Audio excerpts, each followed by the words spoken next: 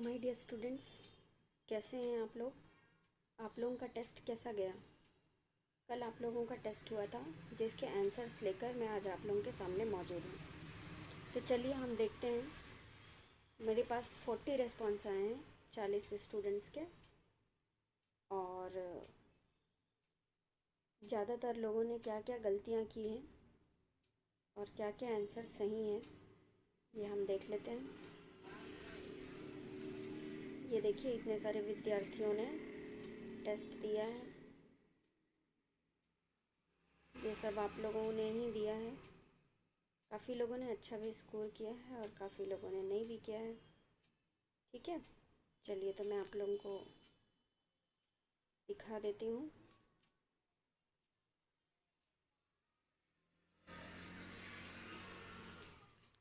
कि सही आंसर क्या है और कहाँ पर आप लोगों ने सबसे ज़्यादा गलतियाँ की हैं।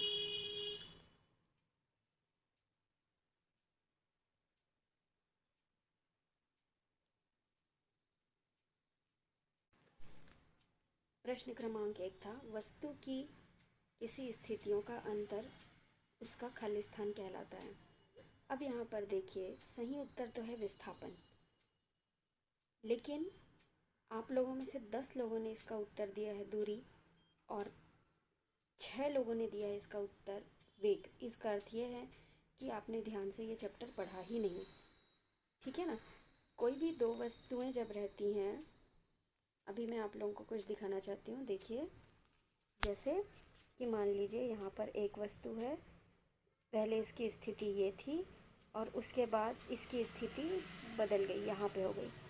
ठीक, तो स्थिति का जो ये अंतर है, ये जो डिफरेंस है, ये क्या कहलाएगा, उसका विस्थापन कहलाएगा। राइट, ना कि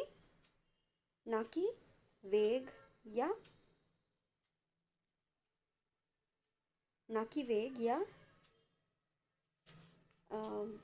दूरी। तो इसका सही उत्तर होना चाहिए विस्थापन, पर बहुत सारे लोगों ने इसका गलत उत्तर दिया है। आपकी तैयारी अच्छी नहीं है, कहने का अर्थ ये हुआ।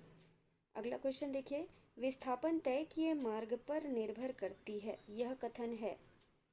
अब ध्यान देंगे, विस्थापन जो है वो तय किए गए मार्ग पे निर्भर नहीं करता। 19 लोगों ने इसका सही उत्तर दिया है, परंतु 18 लोगों ने इसका उत्तर गलत दिया है, और 3 लोगों ने, और यानी कि कुल मिला के 21 लोगों ने इसके उत्तर गलत दिए हैं। तो विस्थापन तय किए गए मार्ग पर निर्भर करती है, यह कथन असत्य है। अब यह कथन कैसे असत्य है, आप देख लीजिए। देखिए, मान लो कि बात एक वस्तु ए पोजीशन पे थी, इसके बाद ये घूम के यहाँ तक गई, फिर ये घूम के दूसरी पोजीशन तक गई, फिर ये घूम के तीसरी पोजीशन तक गई, और उसके बाद फिर वापस यहाँ तक आ गई, ये बी पोजीशन तक। तो इसका जो विस्थापन है वो ये सब थोड़ी होगा। इसका जो विस्थापन है वो ये जो तय किया इसने मार्ग, ये सब थोड़ी है। उसका विस्थापन केवल इस ए बिंदु से लेके बी बिंदु के बीच, यानी कि केवल ये दूरी होगी। तो इसका अर्थ क्या हुआ कि विस्थापन तय किए गए मार्ग पे निर्भर कर रहा है क्या? नहीं कर रहा। वह केवल किस चीज़ पे निर्भर करता है? वस्तु की स्थितियों पर निर्भर करता है। नेक्स्ट क्वेश्चन देखते हैं, निम्न में से कौन अदिश राशि है?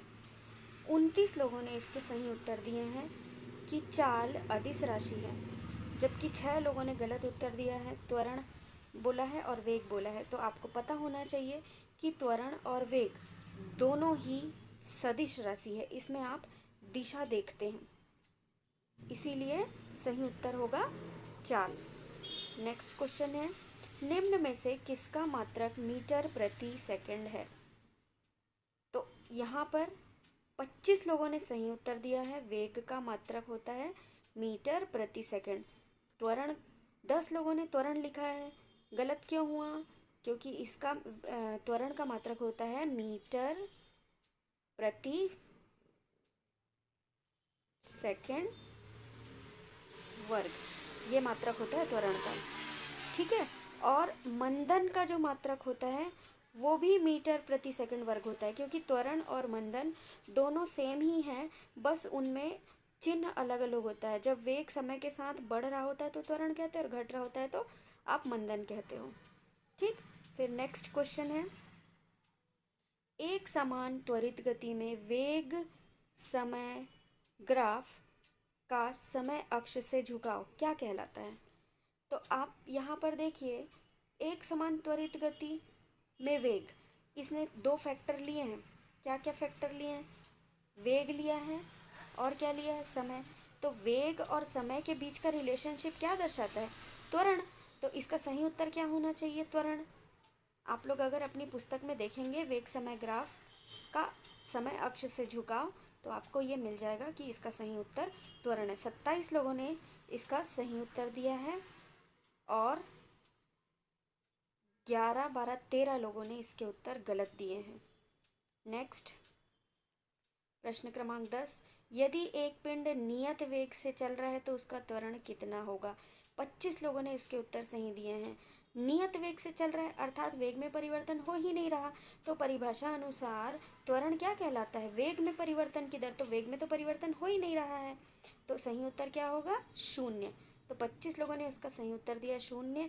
14 लोग, बहुत बड़ी संख्या, ने इसका गलत उत्तर दिया है नियत, और एक और है जिसने गलत दिया है कि 1।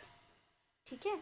नेक्स्ट क्वेश्चन है, यदि एक समान त्वरित गति में वेग समय का समय अक्ष से घिरा क्षेत्रफल किसे दर्शाता है? तो अब आप यहाँ पर ध्यान देंगे फिर से, ये किसके किसके बीच ग्राफ खींच रहा है? वेग और समय। ठीक है। तो वेग और समय जो है, जब इसके बीच ग्राफ खींच रहे हैं तो इसका जो क्षेत्रफल आता है वो दर्शाता है विस्थापन को। राइट। क्योंकि चाल का संबंध किससे है? दूरी से। और वेग का संबंध किससे होता है? विस्थापन से। ये ग्राफ आपके बुक में दिए हुए हैं, और गति वाले अध्याय का पूरा वीडियो मैंने 4 पार्ट में इस चैनल पे डाला हुआ है। वहाँ पर से भी आपको ये ग्राफ वाले का पर्टिकुलर एक वीडियो है, वहाँ से ये क्वेश्चन आपको क्लियर हो जाएगा कि वेग समय ग्राफ जो है उसमें जो क्षेत्रफल है वो किसे दर्शाता है? विस्थापन को। जब आप गति का द्वितीय नियम भी निकालते हैं तब ये वाली लाइन वहाँ पर भी आती है। और बाकी इसका गलत उत्तर था, दूरी और वेग जो है वो गलत उत्तर था। 14 और 11 यानी कि लगभग 25 लोगों ने गलत उत्तर दिया है इसका। आप लोगों को गति वाले अध्याय का वीडियो ज़रूर देखना चाहिए। फिर अगला प्रश्न है, एक व्यक्ति 2 मीटर त्रिज्या के वृत्ताकार मार्ग में एक चक्कर लगाने में 2 सेकंड लेता है, तो 10 सेकंड बाद उसका विस्थापन कितना होगा? तो आप यहाँ पर देखिए कि मार्ग कैसा है। ये देखिए, मार्ग वृत्ताकार है। मान लो कि बात, वो व्यक्ति यहाँ से चलना चालू करता है, तो 2 सेकंड बाद ये क्या करेगा? 2 सेकंड बाद ये चलेगा और वहीं पे वापस पहुँच जाएगा। एक चक्कर पूर्ण हो गया। ठीक। तो 10 सेकंड में कितना चक्कर लगा लेगा? ये 5। लेकिन पहुंचेगा ये इसी पोजीशन पे, पहली ही पोजीशन पे। तो विस्थापन बदला क्या उसका? नहीं बदला। इसलिए इसका सही उत्तर क्या होगा? 0। ये देखिए, ये इसका सही उत्तर है 0। तो 16 लोगों ने इसका सही उत्तर दिया है, लेकिन बड़े अफसोस की बात है कि बहुत सारे 24 लोगों ने इसका गलत उत्तर दिया है, जबकि ये बहुत सरल प्रश्न था। नेक्स्ट क्वेश्चन है, यहाँ पे एक ग्राफ दिया है ए और बी स्थिति का। ये देखिए एक ग्राफ दिया हुआ है। तो इसका किस वस्तु का वेग अधिक है? तो देखो, आप ग्राफ में देख सकते हो यहाँ पर, ये देखिए, ये जो बी वाला है ये ऊपर की ओर है, तो इसका मतलब ये है कि बी का जो वेग होगा वो अधिक होगा। तो 30 लोगों ने इसका सही उत्तर दिया है और 9 लोगों ने इसका गलत उत्तर दिया है। नेक्स्ट है, संलग्न चित्र में वस्तु किस स्थिति पर स्थिर अवस्था में? अब यहाँ पे देखिए एक ग्राफ बना हुआ है, तो आपको पता होना चाहिए कि विराम अवस्था, स्थिर मतलब क्या होता है? विराम अवस्था। तो यहाँ पर आप देखेंगे ये जो बी और सी है, ये बी और सी है, ये पैरेलल है। पैरेलल मतलब समानांतर है समय अक्ष के। तो समय तो बढ़ता जा रहा है परंतु दूरी नहीं बढ़ रही, इसीलिए विराम अवस्था का जो होगा वो क्या होगा? ग्राफ BC होगा।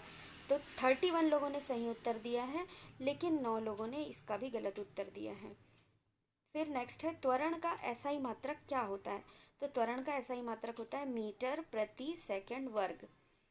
33 लोगों ने इसका सही उत्तर दिया है और 4 और 3 7 लोगों ने इसका गलत उत्तर दिया है। अगला प्रश्न है विस्थापन के परिवर्तन की दर क्या कहलाती है। तो विस्थापन के परिवर्तन को दर को हम वेग कहते हैं। 31 लोगों ने इसका सही उत्तर दिया, लेकिन फिर भी 7 लोगों ने गलत उत्तर दिया है। नेक्स्ट क्वेश्चन है निम्न में से सदिश राशि कौन सी। सदिश राशि मतलब क्या होता है बेटा, जिसमें दोनों के दोनों वो होते हैं, आई मीन दिशा जिसमें आप कंसीडर करते हो। तो यहाँ पर आप देखिए वेग और त्वरण दोनों ही सदिश राशि है, परंतु सिर्फ 11 लोगों ने सही उत्तर दिया है और 15 और 11 यानी कि 26 लोगों ने गलत उत्तर दिया है। इसके बाद नेक्स्ट क्वेश्चन है यदि एक कार 2 घंटे में 50 किलोमीटर की दूरी तय करती तो उसकी चाल कितनी होगी। तो यहाँ पे प्रश्न बहुत आसान था, आपको क्या निकालना है, चाल निकालना है। चाल बराबर क्या होता है, दूरी बटे समय। तो 50 क्या है दूरी, समय कितना है 2, तो क्या हो जाएगा 50 बटे 2। उत्तर क्या आना चाहिए, उत्तर आना चाहिए 25, ये 25 किलोमीटर। 29 लोगों ने सही दिया, लेकिन इतने सरल प्रश्न को भी 9 लोगों ने गलत किया है। ठीक, फिर नेक्स्ट क्वेश्चन देखते हैं यदि एक वस्तु 50 किलोमीटर की दूरी तय करती है तो उसका विस्थापन कितना होगा। बड़ा ही आसान प्रश्न था। एक वस्तु है, ठीक है, ये यहाँ से चली यहाँ तक गई और ये दूरी कितनी है 50 किलोमीटर। ठीक, तो इसका विस्थापन भी क्या होगा, पहले स्थिति यहाँ थी यहाँ हो गई, तो विस्थापन भी कितना होगा 50 ही होगा। मतलब इसकी दूरी और विस्थापन दोनों क्या है, बराबर है। तो सही उत्तर आएगा 50 किलोमीटर। तो 24 लोगों ने सही उत्तर दिया है, लेकिन 16 लोगों ने यहाँ पे भी गलत उत्तर दिया है। नेक्स्ट क्वेश्चन है यदि एक समान त्वरित गति में त्वरण समय ग्राफ अक्ष के समानांतर रेखा होता है, यह कथन क्या है, सत्य है कि असत्य है। तो 26 लोगों ने इसका सही उत्तर दिया है कि यह कथन सत्य है। एक समान त्वरित गति में त्वरण समय ग्राफ अक्ष के समानांतर, ये ग्राफ यदि आप लोगों ने देखा होगा तो आपको याद होगा, यदि आपने ये नहीं देखा है तो आप अपनी पुस्तक से भी देख सकते हैं और इस चैनल में जो वीडियो अवेलेबल है वहाँ पर भी चेक कर सकते हैं। नेक्स्ट क्वेश्चन है एसआई पद्धति में दूरी का मात्रक। ये बड़ा ही आसान प्रश्न था, मैंने उम्मीद की थी कि इसका उत्तर कोई भी गलत नहीं देगा, परंतु फिर भी यहाँ पे 29 लोगों ने सही उत्तर दिया है और 11 लोगों ने इसका उत्तर गलत दिया। ऐसा ही मात्रक जो होता है ना, ये यूनिवर्सल सिस्टम ऑफ यूनिट है, जिसमें एक मानक माना गया है कि हमको किसी राशि का मात्रक क्या लेना है, तो दूरी का मात्रक मीटर में लिया जाता है। नेक्स्ट क्वेश्चन है वेग समय ग्राफ का समय अक्ष, ये अक्षर लिख गया है गलती से, आप लोग इसे अक्ष समझिए। वेग समय ग्राफ का समय अक्ष से घिरा क्षेत्रफल जिस भौतिक राशि को व्यक्त करता है उसका मात्रक क्या है। तो सबसे पहली चीज़ तो आपको ये पता होना चाहिए कि ये किस भौतिक राशि को व्यक्त करता है। तो यहाँ पर आप देखो समय और क्या बोला है वेग, तो वेग और समय के बीच परिवर्तन का ग्राफ खींच रहे हो, मतलब ये क्या बताएगा आपको, त्वरण बताएगा। ये रिलेशनशिप आपको पता होना चाहिए। तो सही उत्तर क्या होगा, मीटर प्रति सेकंड वर्ग। सिर्फ 14 लोगों ने इसका सही उत्तर दिया है और 13 और 11 यानी कि 24 लोगों ने इसका गलत उत्तर दिया है। आप लोगों की तैयारी इस चैप्टर में बिल्कुल अच्छी नहीं है बेटा, बिल्कुल भी अच्छी नहीं है। नेक्स्ट है वेग और चाल में क्या समानता है। अब अंतर तो आप लोग जानते हो, लेकिन समानता क्या है, समानता यह है कि दोनों का मात्रक एक जैसा है। 32 लोगों ने सही उत्तर दिया, लेकिन फिर भी 8 लोगों ने गलत उत्तर दिया। ठीक, अंतिम प्रश्न है एक समान गति के दो ग्राफ जिनकी चाल भिन्न भिन्न है, कैसे पता लगा सकते हैं कि किसकी चाल ज़्यादा होगी। तो आप लोग याद करिए, आप लोगों की पुस्तक में भी एक ऐसा वाला ग्राफ बना है, ठीक है। तो यहाँ पर आपको एंगल निकालना होता है, तो एंगल निकाल रहे हैं या आप स्लोप जिसे बोलते हैं ग्राफ का ढलान, ठीक है। तो ग्राफ का ढलान से आपको क्या पता चलता है किसकी चाल ज़्यादा है और किसकी चाल कम है। तो सही उत्तर क्या आएगा, ग्राफ के ढलान से। तो 14 लोगों ने सही उत्तर दिया, लेकिन 26 लोगों ने गलत उत्तर दिया है। तो इस प्रकार ये आप लोगों के टेस्ट के आंसर्स थे, ठीक है। और आप लोगों ने इसका उत्तर जो है वो किस तरीके से दिया मैंने आप लोगों को बताया है एनालिसिस करके, कहाँ कहाँ आप गलतियाँ कर रहे हैं। इस अध्याय की तैयारी आप अच्छे से करिए। इस अध्याय का 4 वीडियो इस चैनल पर अवेलेबल है, जिसे आप देखकर इस अध्याय को अच्छे से समझ सकते हैं। फिर भी आप लोगों की कोई समस्या हो तो आप कमेंट बॉक्स पे लिखकर कमेंट करिए, हमें बताइए कि आप किस तरह के वीडियो, कौन से टॉपिक पर वीडियो चाहते हैं, कौन से चैप्टर पर वीडियो चाहते हैं। तो हमारे साथ बने रहिए, चैनल को सब्सक्राइब कर लीजिए, लाइक एंड शेयर करिए, ज़्यादा से ज़्यादा लोगों तक इसे पहुंचाइए। तो आज के लिए इतना ही। Thank you, keep watching. धन्यवाद।